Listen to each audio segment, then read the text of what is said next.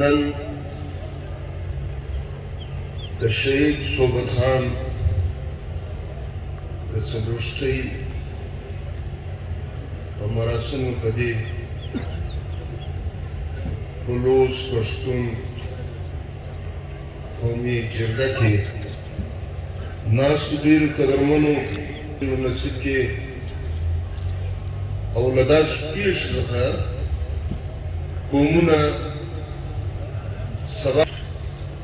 او د داسې مزید پېښو څخه د قوم راګرځول لپاره جرګې کې ناستې کوي او کوشش کوي چې داسې حالات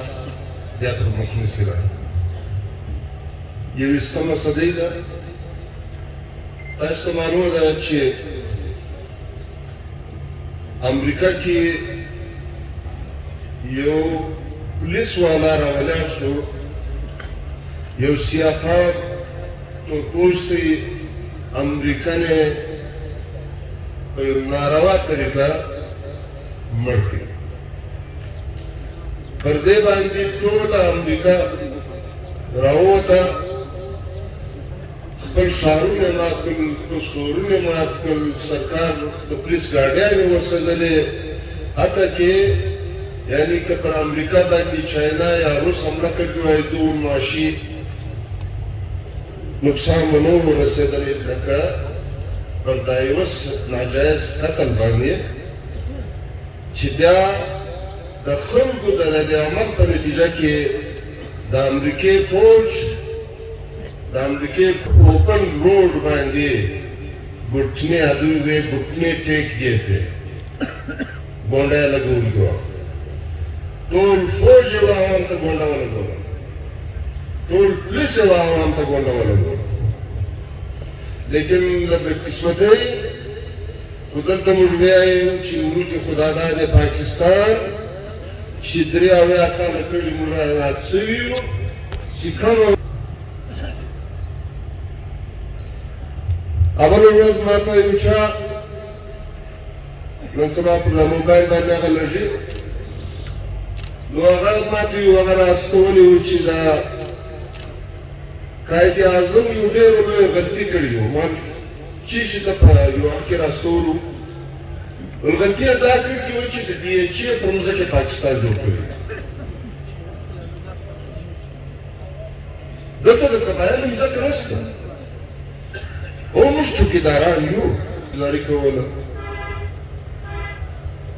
او پاکستان جوړ شو او موږ دا ورشو آزاد کړو. د هر چا خپل حدود معلوم دي، خپل سیمه معلومې دي، بدیو بدرنګیو جیلونو وهل ګوټل چوکیداري کوو لیکن بل ورځ یو راشي په مځکه ودرېد چې څو زره څو سوه ایکړه دا د زه پلانۍ کار و پلانۍ شی جوړ. عزیزانو دا پیښې روانې دي او پر مخ به کېږي او پر مخ به ډېرېږي او که د دې مخنیوی موږ نه وکړو د دې مخنیوی چې ما هر څومره سوچ وکړي چونکې دلته اسمبلی کې حل کېدی د عوام منتخب نمایندګانو به دا مسلې حل کولې. هغه د پسند و ناپسند پر بنیاد باندې سلیکټډ خلک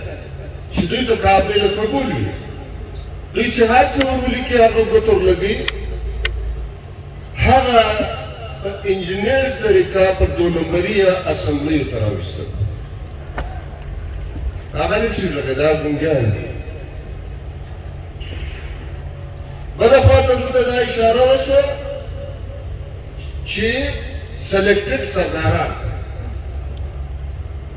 نو چې ستا اسمبلۍ هم سلیکټډ سي او قبایلي او مشران هم سلیکټډ سي نو کوم بدلا ده. دا سلیکټډ اسمبلی هم له دې کنټي جوړه او دا سلیکټډ سرداران هم له دې کنټي جوړه. تاسو ته معلوم دي سپین ږیري خلک ناست دي مشران ناست دي شاهي جګړه کېده په سیمې کې د ټول بلوڅ او پښتون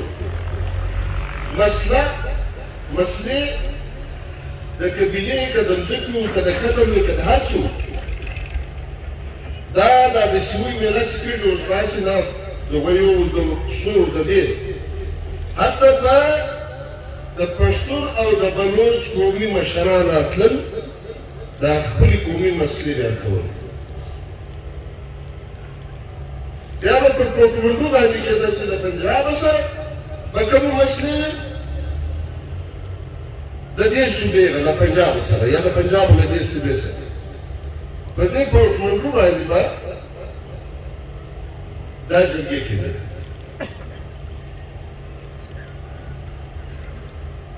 زه اوس په دې نه پوهېږم چې دوی غواړي څه شي دا دوی چې مقتدر قوتونه ورته وایي دا غواړي څه شي دا کومې پېښې چې سوي دي دا پېښې موږ یو بل سره کوو زه خو دې ته نه ګورم چې دا څوک سره کوي زه یوه شاته ګورم چې دا څوک په کوي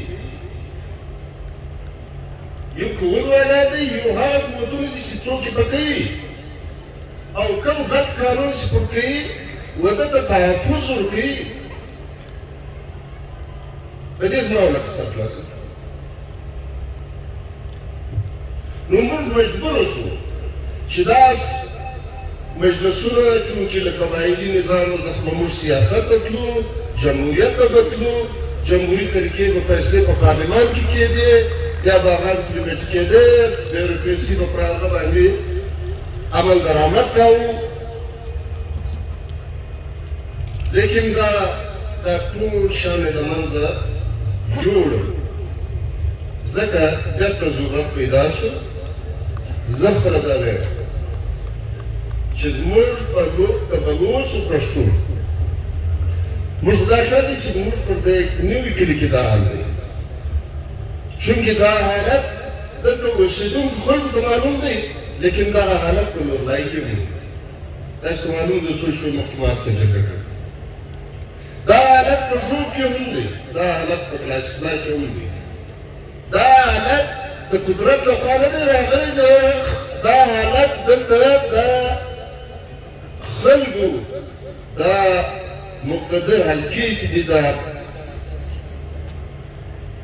ملک نظام چې چلوي د دې جوړ سوي دي د دوی جوړ کړي دي نو دا حالت په ټولې ضلعو کې دی او سره د ټول بلوڅ وطن کې دا حالت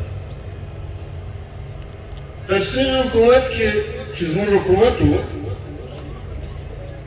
زه خپله په حکومت کې ناست وم او که زما دغه کې ریکارډ راواخلې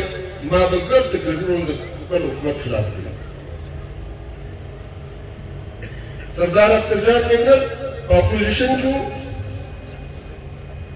یو ورځ پر ګورنر باندې مجلس راغی نو پر هغه باندې اخترجان مجلس وکړي د ده د تقریر بعد ما ورته وویل یو وخت داسې را روان دی چې دا ګوادر به په خاردار ښار کې بند کړي ګیټ به پر ولګوي لکه دلته سیکنډ ته موږ ځو پاس غواړي پوښتنه غواړي چیکینګ کوي پلانه کوي کله یې لکوي څوک کله یې نه لکوي نو ما ورته وویل دا خپل ګوادر ته چې ته ځې باقاعده به ته یو پاس جوړوې دا خبره هغه به چینایان در جوړوي فوجان به در جوړوي څوک به در جوړوي او بیا به ته دا ګوادر ته ځې او دننه بیا د چا فاتحه کوي یا به جلسه کوي یا به څه شي هغه د فنس شروع دی بله خوا ته دغه فنس ولګوئ په ټول بورډر باندې بیا چې دا ښار ته ورسې بل ورځ د آی جي دفتر مخ ته تېرېده داسې نوي تقریبا 15 فوټه جګ دیوال یې ولې دي بیا زړه نه دي په سور سوي بیا لوړ خاردار تارونه پر لګولي دي بیا د آی جي اف سي دفتر ته ورسې کیمپونه مو شروع وشوې دا د ښه سیولایز قومو نښانونه دي دا موږ د بربریت او د حیوانیت خاطر وایو یورپ ټولې زیاتره ملکونه چې مخکې د جلاو سره یو شو په منځ کې ویزې او پاسپورټ او بیریرز او هر څه یې ختم زه لاندې به دا ټول یورپ کې وګرځېدم په دوو څلورو ملکو کې به تر څو وم په دې به نه وم خبر د ملګري به پوښتنه وکړم ما به بس چېرې یو ده بلته پلاني وم دا ته ازادي وې دا آزاد ملکونه دي بله ورځ مې پر دا فیسبوک کاته یعنې یو داسې د یورپ د درو ملکو یو داسې بارډر راغلی دی چې خالي کله پر دا روډ شي ژېړې پټۍ لګوي دارنګه ژېړې پټۍ لګولې وې چې دې خواته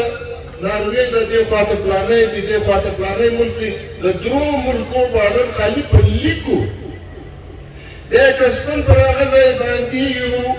ټیبل ایښی وي میز یې ایښی وي درې کونجه میز د میز پر یو سایډ کې د هغه ملک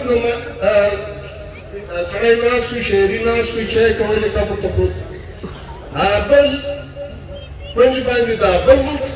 شاعري ناست وي چای کولی دا بل ملک شاعري پر دا بل کونج ناست یعنې په درو ملکو کې خلک ناست دي د درو ملکو خلک ناست دي پر یو ټیبل